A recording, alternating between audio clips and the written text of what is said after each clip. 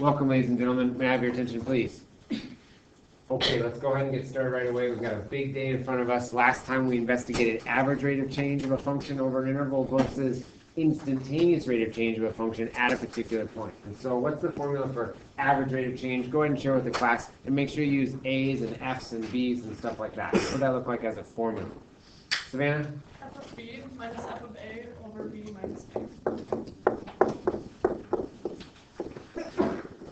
Bless you. Raise your hand if you have the same formula as Savannah. F of B minus F of A all over B minus A. Excellent. There's our age-old slope formula. What graphical feature represents the average rate of change of f of x on an interval a to b? So what graphical feature is represented by that formula? Hayden? The secant line. Good. Slope of the secant. And what? Yes. The slope of the secant line. So the slope of the secant line, right, is what's given by that formula, and that's how we could see that average rate of change formula graphically. What happens to the average rate of change formula when we try to calculate the instantaneous rate of change of a function f at x equals c at a single x value? So what happens to that formula?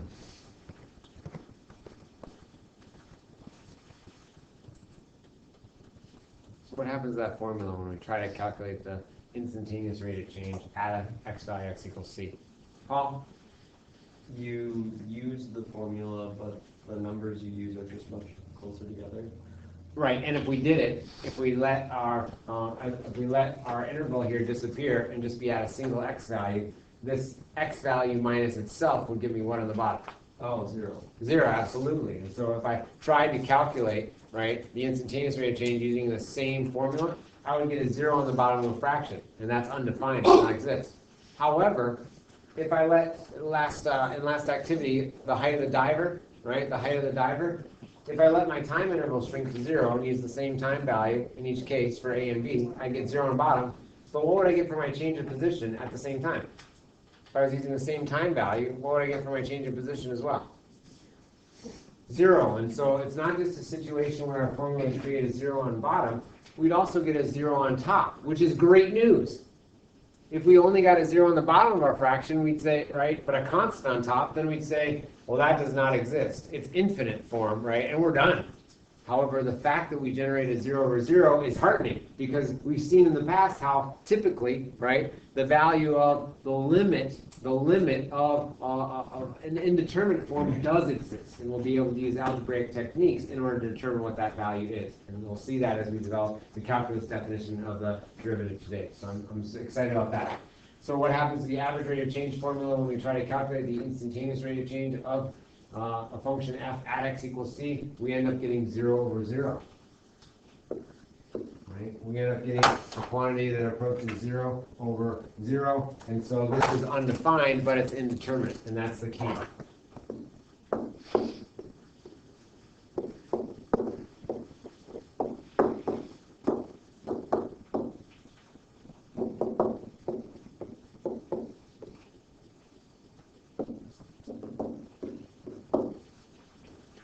Awesome. How do we approximate that? How then do we approximate the instantaneous rate of change of f at a point x equals c? And we had a couple of different ways. And so what was one way that we could approximate the instantaneous rate of change, right, using that formula? What was one way we could approximate that? Allie? You can take values close to like that single c values and then like use the average rate of change. Absolutely. So we could still do average rate of change formula using smaller and smaller intervals.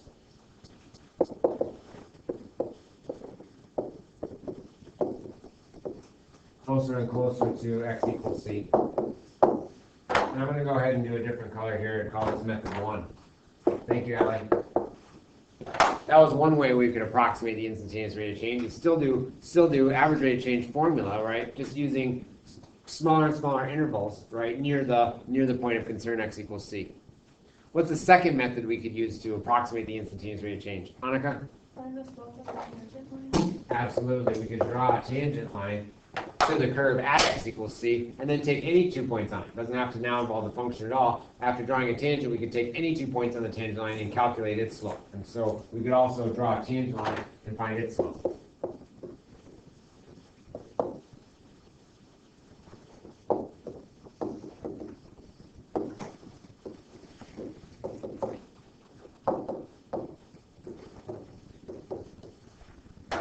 Great. So after using successively smaller intervals closer and closer to the x value of concern, x equals c, and calculating the average rate of change, if we continue to do that with smaller and smaller values, we would get, right, we would get the slope of the tangent line, an approximation for the slope of the tangent line. If we're given a picture, we could always draw in an approximate tangent line and then use 2 points along that to calculate its slope. Right? Both would be approximations for the instantaneous rate of change of a function at x equals c. Awesome. Which leaves us with an estimation. So we're going to estimate the instantaneous rate of change of f of x equals 2 to the negative x at x equals 1. So we're going to be ready to share. And this, I was walking around and I saw some similar values. So that's good news, right? So we could do this 2 different ways. However, we're estimating it, and I have a function. So what I'm going to do is I'm going to use method 1. I'm going to use an average rate of change calculation, but I'm going to do it over a smaller interval, right? A smaller interval, and I'm going to do it close to my x value of concern. In this case, my x value of concern is x equals 1. So on my grapher, I had y equals 2 to the negative x, right? On my grapher, I had that. A quick picture. I've adjusted my window. I can see that, oh, this makes sense. It's my parent exponential function with a negative exponent. So I've done a reflection across the y-axis. So I've got this exponential decay model. And now I'm going to go ahead and do a slope calculation, average rate of change calculation with a small interval near x equals 1. So how could I do that? Well, after entering in my y equals menu, I could go to my home screen and I could do a slope calculation where I do y sub 2 minus y sub 1. Right? F of b minus f of a all over b minus a. My f of b, I'm going to go ahead and choose an x value very close to 1, but not equal to. So I'm going to go a little bit past and pick maybe 1.001. How would I get the y value there? Well, we could go vars for variables, y variables, function, y1, and that would call up the function named y1, and then evaluate it at the x value of concern. I'm going to do 1.001. Now we could certainly do 1.0001, right, and see what happens. But I'm just getting an approximation, right, and I don't want to make any problems with my calculator in zeros. Minus f at a, right? F at a would be vars, y vars, function, y1, evaluated at, so parentheses, 1, my point of concern. If I just went a little bit past, I'm doing a small interval right around x equals 1. Everybody try with your vars and y vars. That's kind of a nice skill. So vars, y vars, y1, and then parentheses x value of input. I'm going to close my numerator and my average rate of change calculation, divide it by, and open up my denominator. B would be 1.001 minus a would be 1. Close denominator. And I'll make this a little bit bigger in my screenshot.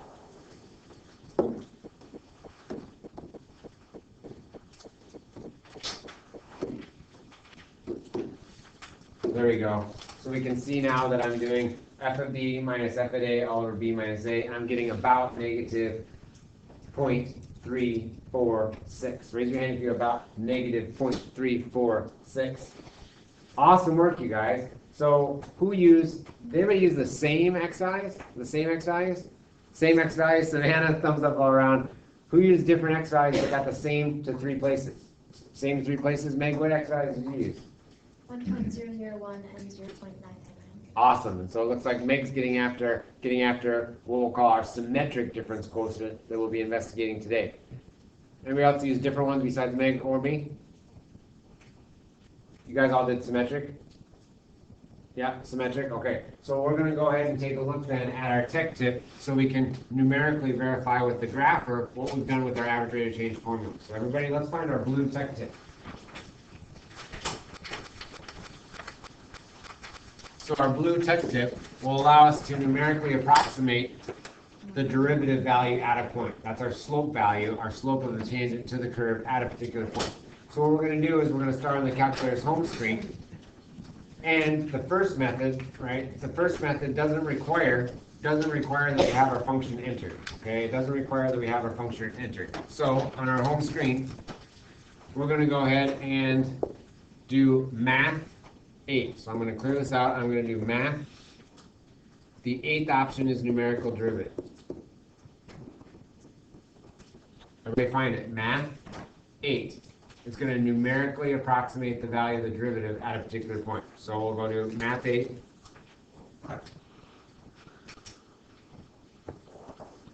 Enter. And now I'm going to put the expression. The expression, right, is my function, and that is 2 to the negative x. So we're going to find the numerical derivative of 2 to the negative x, comma, and then we're going to tell the calculator that we want to do that with respect to x. And so we want to find the derivative of the expression with respect to x. And then, comma, what x value of concern we want? We want to do it at x equals 1. And so we do the expression with respect to x and 1. Are you guys in pretty print? I'm having a little small. I know that like have this like different format. No problem.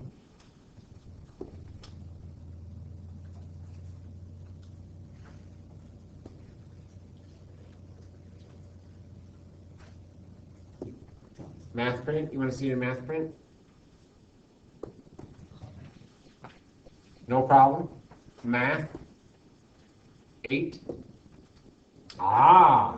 Let's do it. The derivative with respect to x.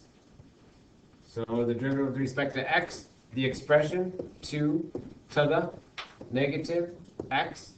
And then at what x value of concern? We want it at x equals 1. Take it out. So we want derivative with respect to x, we want our expression, and we want the x value of concern. Yes.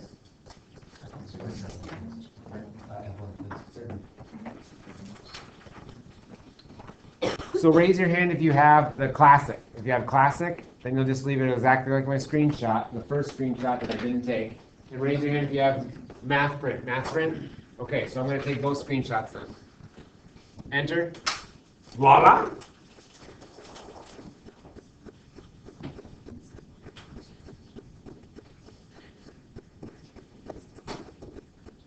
And what was the one I did before? Is it going to let me? Oh, it's not going to let me do it. So now I got to change back. Sorry. So what was it? It was mode, classic, Mr. Fritz. And we're going to do math 8 expression 2 to the negative x, comma, with respect to x, comma, x value of concern. Enter. Voila! So it looks like our method 1 will produce a numerical derivative 2 different ways. The key is that we're doing math 8.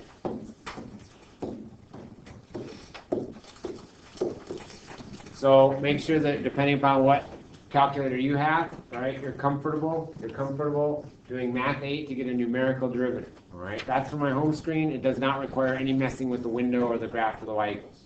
Okay? Given that we already have it entered in y equals, right? I bet we could do math 8 and then do our vars trick again. If we already have it entered, y vars, function, y1, comma, with respect to x, comma, x value of concern. Let's see if this works. Ready? If I already have it defined in my y equals menu, then I don't have to retype it. Particularly if I have some long, involved, complicated function, it might be easier just to call up the variable named y1. So I'm saying that would be a time saver. Then you have to mess up with your typing. All right. So for math print, would we put the y1 in the parentheses? Let's do it right now. So I want to do mode, math print, enter, and I want to do math 8, and let's try that. So math 8 with respect to x, vars, y vars, function, y1. Let's try that. And then we want to do it at x equals 1 is our particular x value. Voila! It works like that too. So either way, if we have an enter in y1, then we're good to go. Awesome. Okay, so math works. That's good news. You can do y1 if you have it defined. The nice thing about method 1 is that you don't have to have it in your y equals menu. You can just type the expression, right? If you're working in the middle and ready to go, you don't have to take that time to go to the y equals menu. Method 2, I like even better. Method 2 makes the graphical connection. So let's suppose that we do have it in our grapher. We've got 2. What happened here? Is it now changing back and forth? That I throwing back and forth between my stuff? It's going to be crazy. So I'm going to put mine 2 to the x. Nope. 2 to the negative x, wasn't it? Yeah. And I'm out. All right. So now when I have it in math print, and there's my picture, check this out. We can go ahead and jump on the function and calculate a numerical derivative, the instantaneous rate of change of my y values with respect to x, at an x value of concern by doing the tech tip method number 2. So method number 2, we're going to go ahead and type it in the y equals. Then we're going to do the calculate menu now. So this is second trace. Everybody do second trace. In the calculate menu, we want the 6th option this time. So the difference with this is we have to do it graphically. So now we want second trace is the calculate menu, and we want the 6th option for dy dx. Now I'm going to go ahead and press enter and state the x value of concern. I want it at x equals 1. So you have to tell the calculator you want it at x equals 1. So I'm going to tell the calculator I want x equals 1 and then press enter. Voila! The cursor jumps on the function, right, at the place where x equals 1. That's my x equals c value. And it tells you dy dx is about negative 0.346. Didn't we get that already? Oh, we got negative 346. This is negative 0.347. It looks like I needed to take points that were closer in order to get with a calculator. The calculator ends up doing a symmetric different quotient like Meg was doing and many of you were also doing. So once again, everybody try to make sure that they have it. I'm gonna quit. I'm gonna clear out. I'm gonna go back in to my graph to practice. And what do? We do from the graph, second trace is calculate. Everybody try it again, make sure you're good. I want which option? The 6th option. Enter the x value of concern, because I have structured my window so I go in the middle, but you probably won't be in the middle. X value of concern, 1, enter, and it'll jump on the graph and tell you the numerical derivative. Provides a nice connection between the picture, right? The picture and the value of the derivative. I can see that my slope of the tangent line, to the curve at x equals 1 would be slightly negative, right? My derivative value is slightly negative, negative 0.346. And so here we're getting a graphical connection, and that's why I like method 2 as well. Method 1 is quicker if you're just going through and need a single value. Method 2 I like better conceptually because you can see picture and how the derivative value relates to the slope of the graph. Questions about our tech tip? Love math. Love tech tips. Love the blue. Oh, you'll get more. You'll get more blue sheets as the year progresses. Okay, so being able to calculate a numerical derivative is one of the 4 things that you have to be able to use your graphing calculator to do on the actual AP exam. Okay, you have to be able to calculate a numerical derivative using your graphing calculator on the AP exam.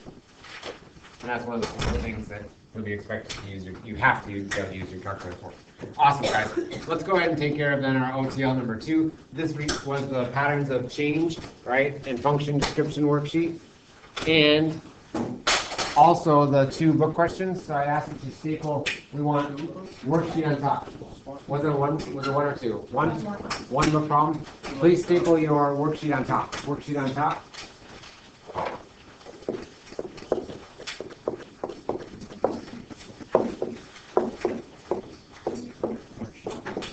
So please staple worksheet on top.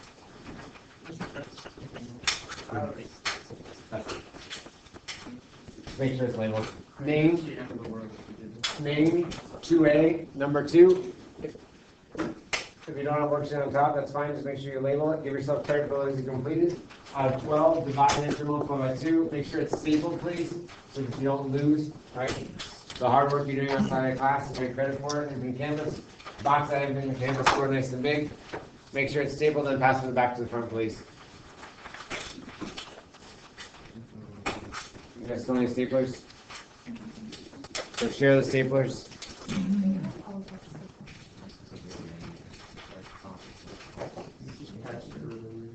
You guys need a staple over there? Yeah.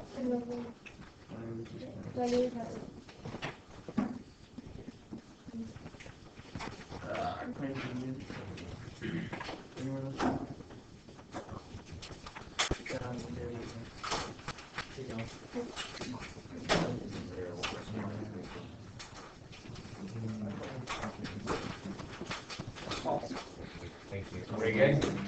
Awesome, awesome.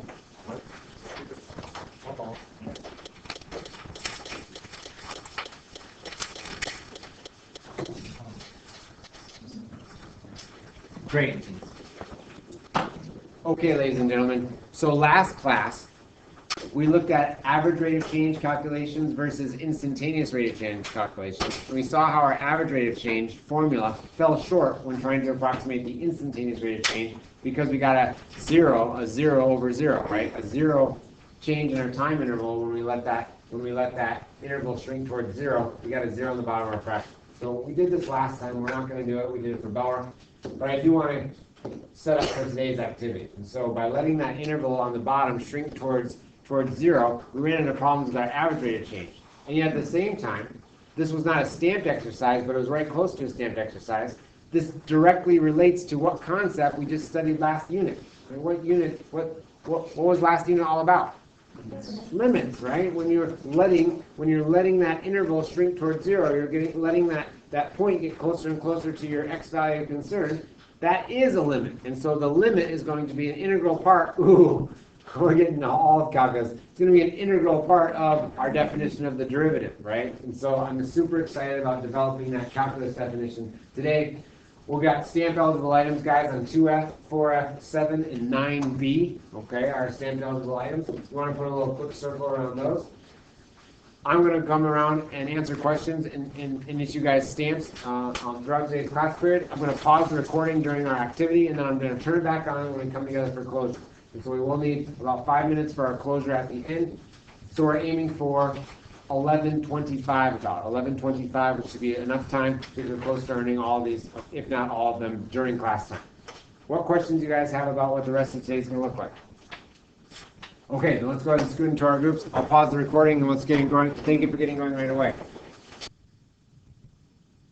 Awesome. Thank you, ladies and gentlemen, for turning the desk to the regular position. At this time, I ask that you end your outside conversations. We're going to come in together and we're going to focus on our closer for the day, which will be our summary number one. So let's go ahead and take a look at our summary number one. In this activity, we extended our notion of average rate of change as the slope of a secant line graphically to the instantaneous rate of change as the slope of a tangent line. So could we illustrate that, right? Could we make a picture and show that? Well, absolutely. First, we need the definition of our derivative at a point. So everybody go back to number one in the actual activity and go ahead and tell the class what f prime of c, the derivative of a function f at x equals c, is given by the limit expression from number one. So everybody find that from number one. What does that look like with limits and x's and c's and f of x's, Riley? Oh wait, no. Oh. From the very beginning of your activity? Yes. F of x minus f of c over x minus c. Good. And what do we need in front of this? Limit x up as exponents. Absolutely. We have to have that. Otherwise, this is just a secant line, an average rate of change calculation, the slope of a secant line calculation. However, by adding this limit, this concept of limit from calculus, which is now powerful, we've moved beyond our problem of dividing 0 by 0. We've moved beyond that now to get the instantaneous rate of change. In fact, the slope of a tangent line, right, to a curve at a particular point, as opposed to our average rate of change calculation over an interval, right? Now we're talking about at a particular x value concern. So how can we illustrate that? We'll go ahead and make our arbitrary function.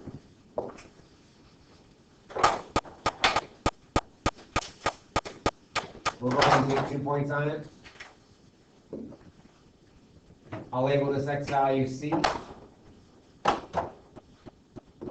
This x value x, which means this point would be c comma f at c. This point would be x comma f at x. And we can illustrate the definition of the derivative, right? With this secant line slope, as we let point x go to c,